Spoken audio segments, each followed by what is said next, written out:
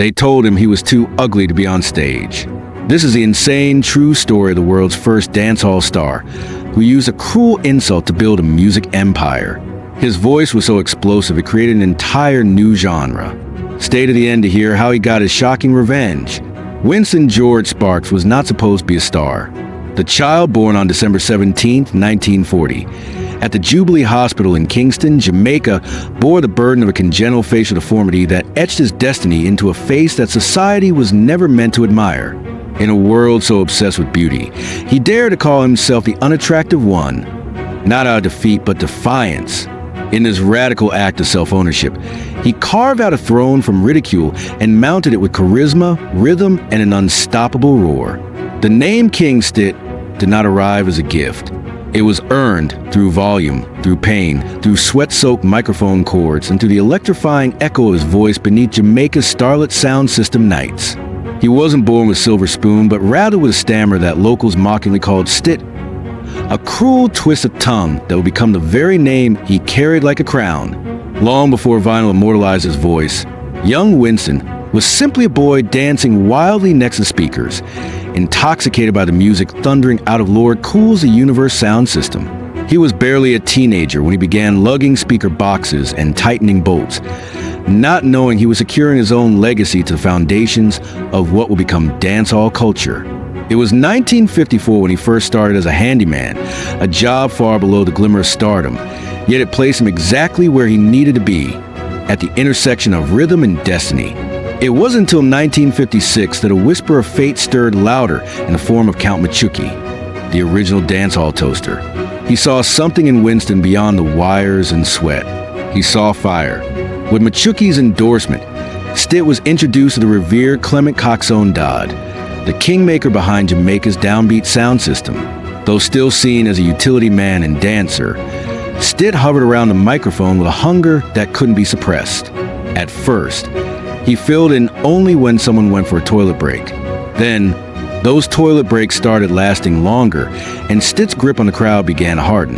By the time King Sporty emigrated and Machuki moved on, there was only one man left standing, his voice booming over the sound waves. King Stitt.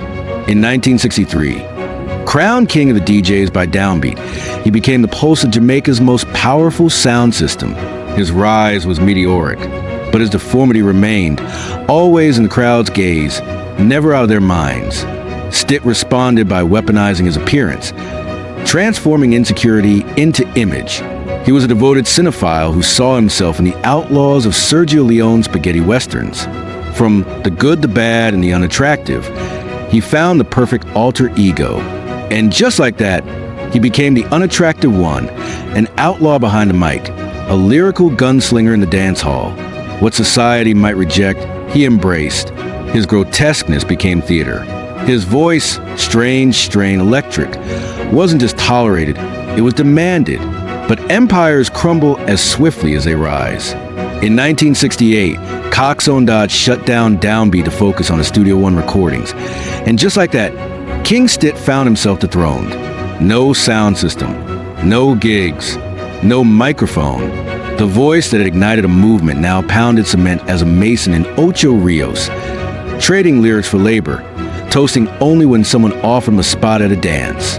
But the streets hadn't forgotten him, and neither had Clancy Eccles, an ambitious young producer with a bold idea, to record a toaster's voice and press it on wax. Not to compliment a singer, not as a gimmick, but as the main attraction. It had never been done in that way before. In the waning light of a Kingston evening in 1969, Clancy approached the former king with a promise. Let's make a record. Together they walked into the studio and summoned the fire. Over recycled rhythm from Eccles' earlier track, Should We Do, Stitt declared war with Fire Corner. The song was a bombshell, raw, unfiltered, defiant. When it hit the streets, it didn't just climb the Jamaican charts. It broke the rules of the industry. DJs weren't supposed to be stars. Stitt made them center stage. And overseas, the tremors were felt in the concrete jungles of the United Kingdom. British youth, already enchanted by ska and rocksteady, were mesmerized by this new sonic weapon. The skinhead subculture adopted Stitt's Thunder as an anthem of rebellion. Trojan Records quickly picked up Fire Corner, And King Stitt found himself an icon in lands he had never even stepped foot in. This was the birth of skinhead reggae, and Stitt was its voice. For the first time, a DJ's name appeared boldly on a record sleeve. He wasn't backing anyone. He was the show. His success opened floodgates. Inspired by Stitt's triumph, a dental technician turned producer named Keith Hudson approached another charismatic DJ named Uroy and convinced him to record his debut Dynamic Fashion Way. The revolution had begun. The Toaster was now a recording artist, no longer confined to backyard sound systems. And the ripple continued. Big Youth, Dennis Al Capone, Iroy, their roots all trace back to a Mason with a microphone, the one who dared to speak unattractive into art. In 1970, King Stitt was everywhere. Lee Van Cleef, Herb Man Shuffle, King of Kings. Each release solidified his place in reggae's volatile pantheon. He recorded not only with Clancy Eccles, but also returned briefly to work with Coxsone Dodd and Junior Lincoln. But music evolves as quickly as the tide shifts, and by the mid-70s, the tide had changed. Audiences were no longer satisfied with light-hearted chants and theatrical rhythms. Reggae had become spiritual warfare. The lyrics turned toward repatriation, Rastafari, Babylon, and resistance. The dreadlocks were growing longer. The fire was more militant. In this new arena, King Stitt's humorous bravado felt like a ghost of a previous age. He didn't fight it. He receded with grace. By the mid-1970s, the studio door had closed, and Stitt settled into obscurity, working quietly as Coxsone's assistant on Brentford Road, just next to Studio One. He kept the faith. He tended the tapes. He served the legacy. He was no longer a king in front of the mic, but he was a steward behind it. When Coxsone relocated to U.S. in the 1980s, Stitt remained Jamaica's quiet soldier, always around, never loud. But true kings are never fully forgotten. In 1993, the past came calling. Studio One released a compilation titled Dancehall 63, and it featured the haunting, booming voice of the unattractive one. The world hadn't heard him in 2 decades, but when they did, the effect was nuclear. Younger fans who had never experienced the electricity of a toaster's raw delivery were captivated. Festivals beckoned. Tour dates lined up. King Stitt was back, not as a relic, but as a living godfather of the genre. From Paris to Sao Paulo, he was met with roars. He had transcended time. His last dance came in 2011 at the Guérens Reggae Festival in France, and another legendary appearance in Brazil. The crowd swayed. The air throbbed. His voice still had that crackle. Still sounded like an ancient volcano erupting with charm. But behind the stage lights, time had done its work. He had battled cancer. Diabetes gnawed at his body. The lion's roar had grown weary. On January 31st, 2012, in Kingston, the voice of King Stitt fell silent forever. He was 72. Yet in death, he rose again. His life had not been defined by pity, but power.